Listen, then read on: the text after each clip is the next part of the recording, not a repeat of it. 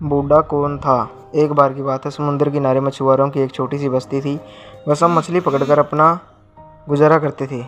एक दिन जब मछुआरे मछली पकड़ने जा रहे थे, तब उन्होंने देखा कि एक बूढ़ा पानी में खड़ा है। वह हाथ हिलाकर कह रहा था, रुक जाओ, वहाँ तूफान आ रहा है, तुम सब डूब जाओगे। उस बूढ़े को पहले कभी किसी ने नहीं देखा था। दिखकर मछुआरों ने समझा शायद कोई पागल भटक कर इधर आ गया है। वे अपनी नाव को ले जाते हुए आगे चलते गए। वे बूढ़े पर हंस रहे थे और उसे पागल बता रहे थे, पर कुछ मछुआरों पर बूढ़े की बात का असर हुआ और उन्होंने उसकी बात मान ली और वे मछली पकड़ने नहीं गए। थोड़ी देर बाद सचमुच बहुत जोर का तूफान आ गया। गए हुए मछुआरे तूफान की चपेट में आकर डूब गए थे। अब बस्ती के लोगों ने बूढ़े की चेतावनी का मतलब समझा। उन्हें लगा कि बूढ़ा भविष्य देख सकता है। वे सब इकट्ठे होकर उसे ढूंढने निकल पड़े। वह समुद्र के किनारे बैठा था। वह बस्ती वालों को देखकर बोला, मैंने तो उन लोगों को पहले ही मना कर दिया था, हमेशा अपने से बड़े की बात सुननी चाहिए। बूढ़े ने एक चट्टान पर झोपड़ी बना ली और वहीं रहने लगा। मछुआरों ने भी निश्चय कर लिया कि आगे से बूढ़े की हर चेतावनी मानेंगे। बूढ़े की हर भविष्यवाणी सही होती थी। जल्दी ही उसकी प्रसिद्धि दूर दूर तक फैल गई। अब तो बड़े बड़े जहाज़ों के कप्तान भी मौसम के बारे में उसकी सलाह लेने आने लगे और वह उन्हें सही सही मौसम बता देता था। सब हैरान थे कि आखिर उसकी भविष्यवाणियाँ इतनी सही कैसे उतरती हैं। कुछ लोग उसकी जासूसी करने लगे कि वह कहाँ जाता है और क्या करता है, लेकिन कुछ पता नहीं चल सका। वह दिन भर समुद्र के किनारे बैठा रहता था। किसी ने उसे कहीं जाते जाते नहीं देखा। राजा ने भी बूढ़े के बारे में सुना। वह बहुत ही घमंडी राजा था। उसने बूढ़े की विचित्र शक्ति से फ़ायदा उठाने की सोची। उन दिनों दूसरे द्वीप के राजा से उसकी दुश्मनी थी। उसने सोचा, रमी द्वीप पर हमला करते समय बूढ़ा बहुत काम आ सकता है। पिछले आक्रमण में हमारी नौसेना भयंकर तूफान में फंस गई थी। अगर हमले से पहले मौसम की सही सूचना मिल जाए तो हम जीत सकते हैं। इसमें यह बूढ़ा हमारी मदद कर सकता है। बस फिर क्या था।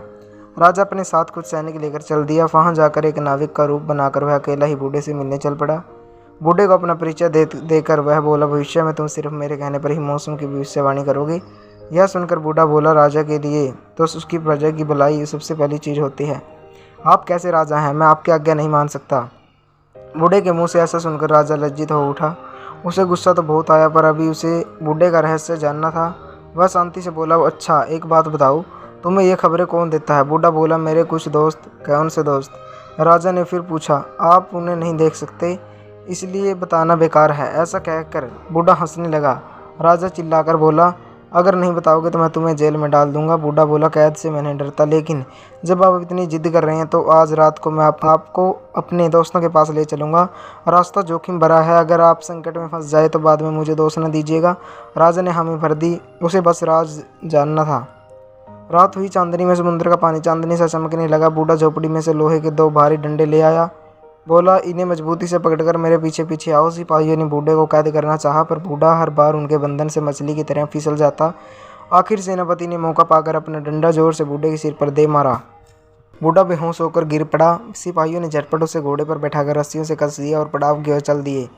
अभी वे थोड़ी ही दूर गए होंगे कि जोर का तूफान आ गया। ऐसे में सफ़र नहीं किया जा सकता था। उन लोगों ने एक पहाड़ी गुफा में डेरा डाला और तूफान थमने का इंतजार करने लगे। थोड़ी देर बाद बूढ़े को होश आ गया, लेकिन उसने बंधन से छूटने की कोशिश नहीं की। उसका चेहरा पीला पड़ गया था। उस पर झुर्रियाँ दिखाई देने लगी थी। बूढ़ा तो बेहोश है। यह सोचकर वे लोग खाने पीने की तैयारियां करने लगे। खाना खा पी कर जब वे आराम करने लगे, तब कहीं उन्हें बूढ़े का ध्यान आया। वह बेचारा उसी तरह घोड़े की पीठ पर बंधा हुआ था।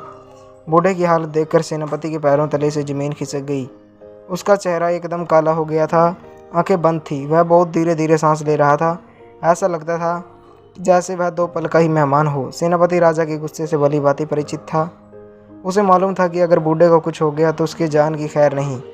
उसने तुरंत एक सिपाही को राजा के पास भेज दिया, क्योंकि बूढ़े की हालत सफ़र करने लायक नहीं थी। बाकी लोग बूढ़े की देखभाल में लग गए।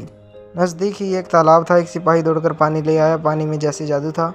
पानी पीते ही बूढ़े ने आंखें खोल दी।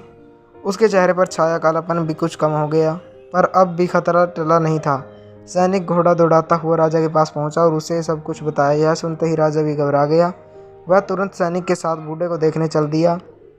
बूढ़े को देखते ही राजा समझ गया कि यह अधिक देर तक जीवित नहीं रहेगा। यही मौका है। अगर अब इसका रहस्य पता नहीं चला तो फिर कभी नहीं जाना जा सकेगा।